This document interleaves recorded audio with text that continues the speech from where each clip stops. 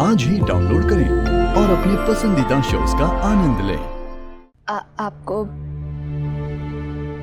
दामिनी जीजी को माँ बोलना होगा।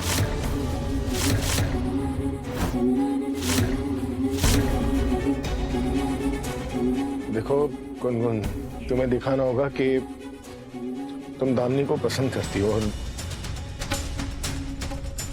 और ये भी दिखाना होगा उन्हें कि दामिनी तुम्हारी माँ बन सकती है।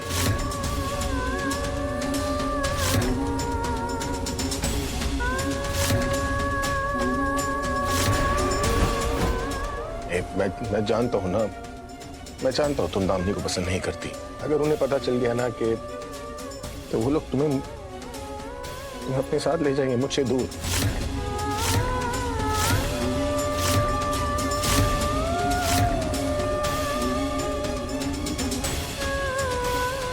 और गुनगुन बेटा, हम आपको हमेशा यही सिखाते हैं ना कि हमेशा सच बोलना चाहिए। और आप जानती हैं, बाकी बिहारी जी ने भगवत गीता में कहा है, अगर किसी अच्छे काम के लिए झूठ बोला जाए ना तो वो गलत नहीं होता है। तो कल जो आपको झूठ बोलना होगा ना, वो इसलिए ताकि आप अपने पापा के पास रह सके, अपने पूरे परिवार के पास रह सके। हाँ? और तुम्हारे साथ भी राधा।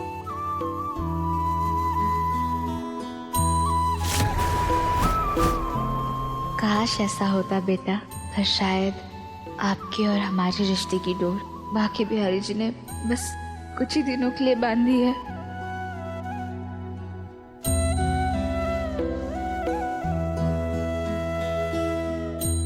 क्या मेरे पास यही एक ऑप्शन है जिससे मैं तुम दोनों के पास रहूं?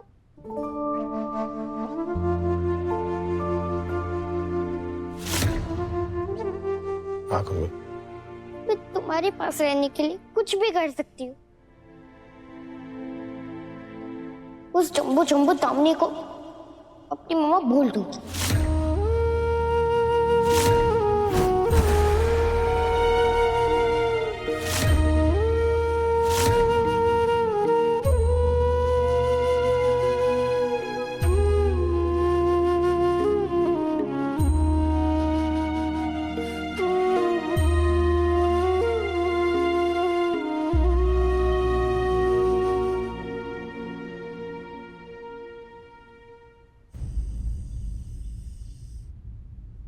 तो कैसा लगा हार का स्वाद, राधा?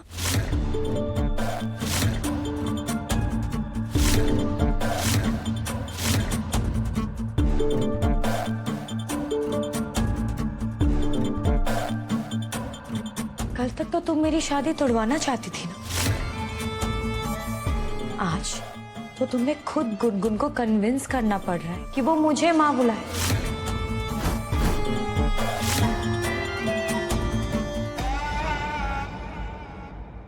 हम हारे हैं नहीं, ये बात तो बस बाकी बिहारी जी जानते हैं दामिनी जी। और आपने ये कैसे मान लिया कि आप जीत गई? गुनगुन को हमें ये समझाना पड़ा कि वो आपको झूठ मूठ में मां पुकारे।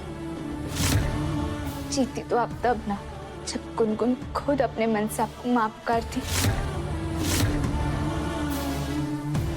पर ये कैसे हो सकता था, जब सालों साथ रहकर भी आप मोहन जी के दिल में जगह नहीं बना पाई। आप तो इस घर में जगह बनाने में ही रह गई दामिनी जी। हमने जो कुछ भी किया वो गुनगुन और मोहन जी के लिए किया, ताकि पिता और बेटी का साथ ना छूटे, गुनगुन का परिवार ना छूटे।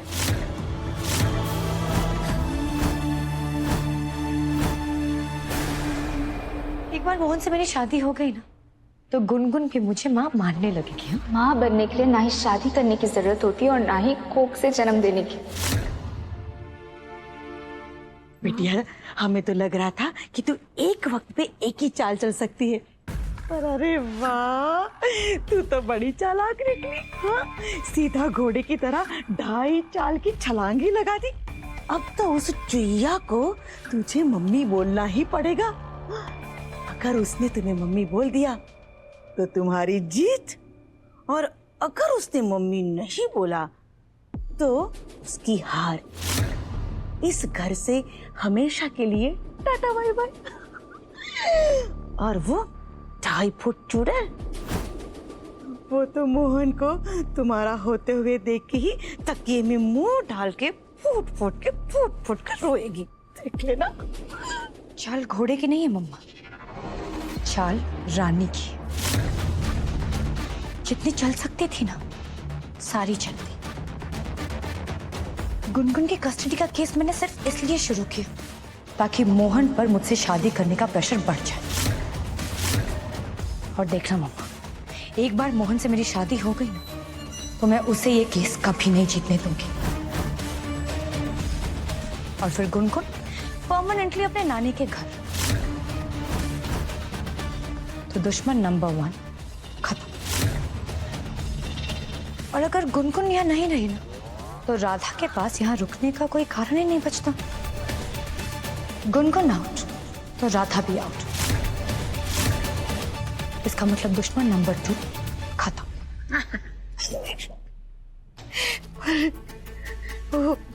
दुश्मन नंबर 3 का क्या करेंगे भूतनी? टेंशन मत लो मम्मा, गुरु माँ से मेरी बात हो रही है। एक बार मैं गुनगुन को हैंडल कर लूं, फिर उसकी माँ को भी हैंडल कर लूंगी। ऐसे सच बताना बिटिया, हम पर वो काला चश्मा जच रहा था ना? जचेगा ही ना, जब गोरा गोरा मुखड़ा है तो काला काला चश्मा तो जचेगा ही ना। वो हमारा नाच ऐसा वाला सिन्हा।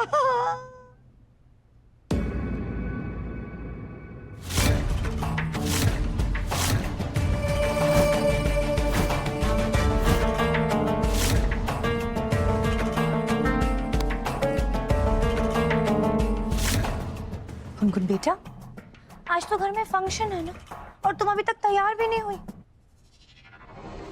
अपनी मम्मा की बात मानो और जाकर रेडी हो जाओ।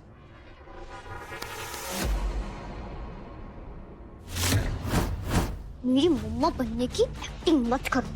I hate you. अच्छा, क्यों हेट मी? तो लव किसे करती हो? अपनी राधा से? हाँ, आज तुमने उसे बहुत पेन दिया। उससे ऐसी बात मत क्या करो। हाँ, राधा की बॉडीगार्ड। पेन तो अब मैं तुम्हें देने वाली हूँ।